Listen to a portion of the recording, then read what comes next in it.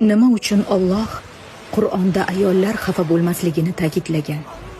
Nega Alloh Qur'onda ayollarga qayta g'amgin bo'lmanglar deb aytadi? Diqqat bilan qarang. Bu shunchaki tasodifiy oyatlar emas. Bular so'zlarga o'ralgan ilohiy quchoqlardir. Uning ko'zlari taskin topsin va g'amgin bo'lmasin. Qasos surasi. Ularning ko'zlari taskin topsin va g'amgin bo'lmasin. Ahzob surasi. Qo'rqma va g'amgin bo'lma. Qasos surasi. G'amgin bo'lma. Maryam surasi. Yana va yana qayta g'amgin bo'lma, qayg'uga botma, qo'rqma. Ayolning qayg'usi shunchaki his-tuyg'u emas.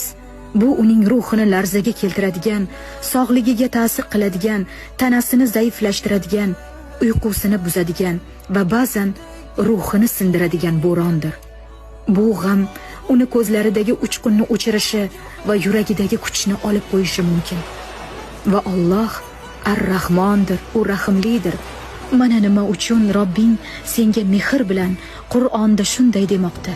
Mana nima uchun g'amgin bo'lma, qo'rqma, ko'zlaring taskin topsin demoqda. Chunki u biladi, ayolning qayg'usi faqatgina ko'z yoshlarida qolmaydi.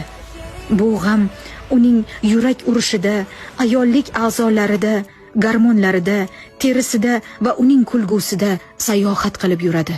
Shuning uchun agar siz buni qalbingiz tug'yon urib, kechalari yashirin unsiz yig'layotgan ko'zlar bilan o'qiyotgan, eshitayotgan bo'lsangiz, shuni biling.